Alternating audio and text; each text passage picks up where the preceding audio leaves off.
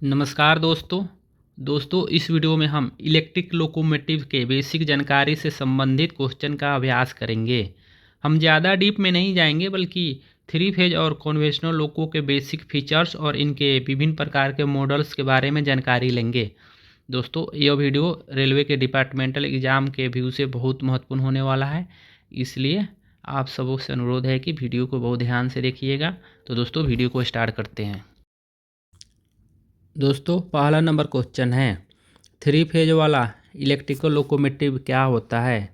दोस्तों three phase वाला locomotive एक ऐसा इलेक्ट्रिक लोकोमोटिव है जो अपने ट्रैक्शन मोटर के रूप में three phase AC induction motor का प्रयोग करता है।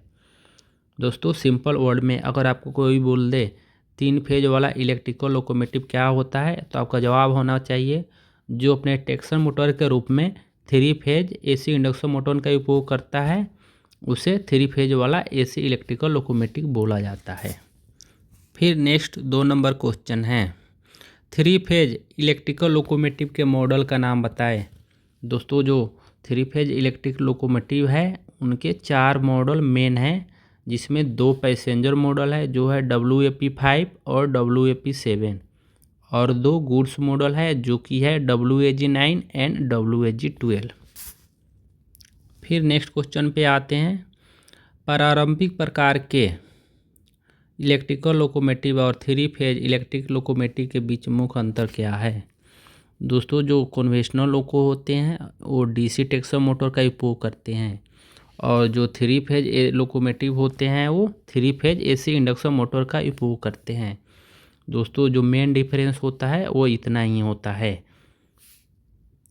फिर आते हैं क्वेश्चन नंबर 4 पे, प्रारंभिक लोकोमोटिव की तुलना में थ्री फेज लोकोमोटिव के क्या फ़ायदे हैं।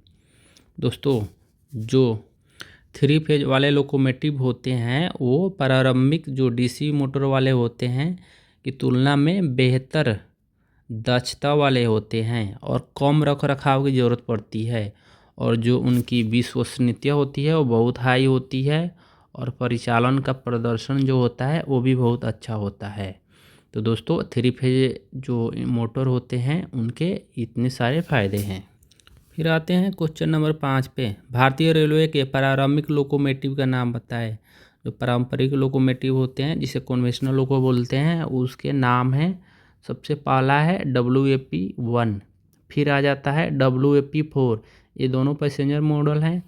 फिर जो गुड्स मॉडल है वो है WAG5 और WAG7।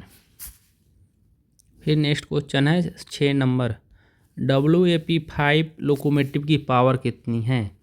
दोस्तों जो WAP5 है ये थ्री फेज लोकोमोटिव्स है और इसकी जो पावर होती है वो 5440 HP की होती है, अर्थात हॉर्स पावर की होती है। लोकोमोटिव की जो पावर है हॉर्स पावर में मापा जाता है और जनरली जो थ्री फेज के लोको होते हैं उनकी जो हॉर्स पावर होती है वो ज़्यादा होती है, वो ज़्यादा पावरफुल होते हैं। नेक्स्ट क्वेश्चन पे आते हैं, जो WAP5 लोकोमोटिव की अधिकतम गति क्या है। दोस्तों 7 नंबर क्वेश्चन WAP5 लोकोमोटिव की अधिकतम गति पूछ रहा है। तो जो WAP5 होता है इसकी अधिकतम गति होती है 160 किलोमीटर पर आवर। फिर नेक्स्ट क्वेश्चन पे आते हैं, क्वेश्चन नंबर 8, WAP7 लोकोमोटिव की पावर कितनी है। दोस्तों जो WAP7 है ये थ्री फेज लोको है और इसकी जो क्षमता है जो पावर है वो 6120 HP होती है। कभी कहीं कहीं पे ये 6000 दिया होता है, लेकिन अगर 6120 दिया है तो सही आंसर वही होगा। अगर 6120 नहीं है तो 6000 दे सकते हैं, कोई दिक्कत नहीं है। फिर नेक्स्ट क्वेश्चन पे आते हैं, WAP7 लोकोमोटिव की अधिकतम गति क्या है। दोस्तों WAP7 की अधिकतम गति 130 किमी पर आवर होती है, ये WAP5 से कम होता है। फिर नेक्स्ट क्वेश्चन पे आते हैं, WAG9 लोकोमोटिव की पावर कितनी है। दोस्तों जो WAG9 लोकोमोटिव होता है इसकी पावर भी 6120 HP ही होती है, जो कि WAP7 के बराबर होती है। फिर नेक्स्ट क्वेश्चन है 11 नंबर क्वेश्चन है, WAG9 लोकोमोटिव की अधिकतम गति कितनी है। दोस्तों WAG जो 9 है इसकी अधिकतम गति 100 किलोमीटर होती है, कहीं कहीं ये 105 किलोमीटर भी दिया रहता है, अगर 100 किलोमीटर नहीं दिया है और 105 किलोमीटर ऑप्शन में है तो 105 को भी आप सही आंसर मान सकते हैं। फिर नेक्स्ट क्वेश्चन पे आते हैं। 12 नंबर क्वेश्चन है WAP1, WAP4, WAG5, WAG7 जो कन्वेंशनल टाइप लोकोमोटिव की पावर कितनी है। दोस्तों ये कन्वेंशनल जो होते हैं लोको इनकी पावर पूछ रहा है। तो दोस्तों जो WAP1 होता है इसकी पावर होती है 3800 HP। दोस्तों कहीं कहीं ये 3850 HP भी दिया रहता है, तो आप इसको 3800 से 3850 मान सकते हैं। फिर आ जाता है WAP4, इसकी पावर होती है 5000 HP, कहीं कहीं 5050 भी दिया रहता है। फिर आता है WAG5, ये भी 3800 से 3850 इसे मान सकते हैं। फिर आ जाता है WAG7 जो कि गुड्स मॉडल है, ये है इसकी 500 HP हो जाती है। दोस्तों यहाँ पे WAG7 को WAP7 से तुलना मत कर लीजिएगा, वो पैसेंजर मॉडल और 3 फेज लोको हो गया, एक गुड्स मॉडल कन्वेंशनल टाइप के लोको हो गए। फिर आते हैं नेक्स्ट क्वेश्चन पे। 13 नंबर क्वेश्चन है WAP1, WAP4, WAG5 और WAG7 कन्वेंशनल टाइप लोकोमोटिव की अधिकतम स्पीड कितनी है। दोस्तों यहाँ पे जो WAP1 है इसकी अधिकतम गति 130 किलोमीटर पर आवर होती है, ये पैसेंजर मॉडल है। और WAP4 ये भी पैसेंजर मॉडल है और इसकी अधिकतम गति 140 किमी पर आवर होती है। फिर आते हैं WAG5 जो कि गुड्स मॉडल है कन्वेंशनल टाइप लोको का, इसकी अधिकतम गति 100 किलोमीटर होती है। और जो WAG7 है इसकी 105 किलोमीटर होती है, एक कहीं पे 100 किलोमीटर भी दिया रहता है, आप उसको भी सही मान सकते हैं। फिर आते हैं नेक्स्ट क्वेश्चन पे। WAG12 लोकोमोटिव कहाँ बनता है। दोस्तों ये VVI क्वेश्चन है और बहुत पूछा जाता है।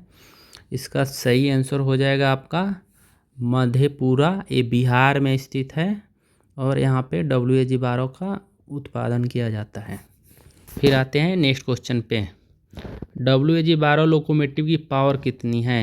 दोस्तों जो WAG12 है ये इंडिया का नहीं बल्कि पूरे वर्ल्ड का सबसे ज़्यादा पावरफुल लोको है, जिसकी हॉर्स पावर 12000 HP है। फिर आते हैं नेक्स्ट क्वेश्चन पे। 16 नंबर क्वेश्चन है 3 फेज लोकोमोटिव कहाँ बनता है। दोस्तों जो हमारे 3 फेज लोको हैं ये जनरली CLW में बना करते थे, लेकिन अब ये BLW में भी बनना स्टार्ट हो गया है, क्योंकि जो डीजल लोको है उसका BLW में उत्पादन मतलब लगभग बंद ही हो गया है, एकदम कम हो गया है, इसलिए वहाँ पे 3 फेज लोको भी बनाया जाता है। अगर ऑप्शन में CLW है तो आपको CLW भी देना है। ये CLW का फुल फॉर्म हो जाएगा चित्तरंजन लोकोमोटिव वर्क्स, ये पश्चिम बंगाल में है। और BLW का फुल फॉर्म हो जाएगा बनारस लोकोमोटिव वर्क्स। ये जो BLW है इसको पहले DLW बोलते हैं, जिसका नाम चेंज करके BLW कर दिया गया है। फिर आते हैं नेक्स्ट क्वेश्चन पे। 17 नंबर भारतीय रेलवे का पहला 3 फेज वाला लोकोमोटिव कौन सा है। दोस्तों जो पहला 3 फेज लोकोमोटिव था वो WAP5 और WAG9 था, जो 1995 में स्विट्ज़रलैंड की कंपनी है ABB उससे इंपोर्ट किया गया था।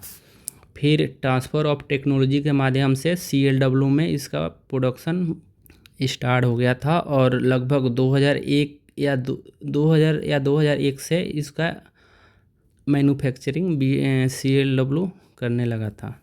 फिर आते हैं नेक्स्ट क्वेश्चन पे जो कि है 18 नंबर। भारत में पहली इलेक्ट्रिकल लोकोमोटिव कब और कहाँ चलाई गई थी।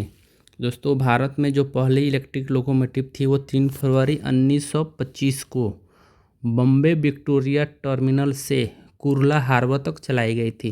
दोस्तों ये क्वेश्चन अक्सर पूछा जाता है डिपार्टमेंटल एग्जाम में, इसलिए इसको ध्यान रखिएगा। फिर आते हैं नेक्स्ट क्वेश्चन पे 19 नंबर और लास्ट क्वेश्चन है ये।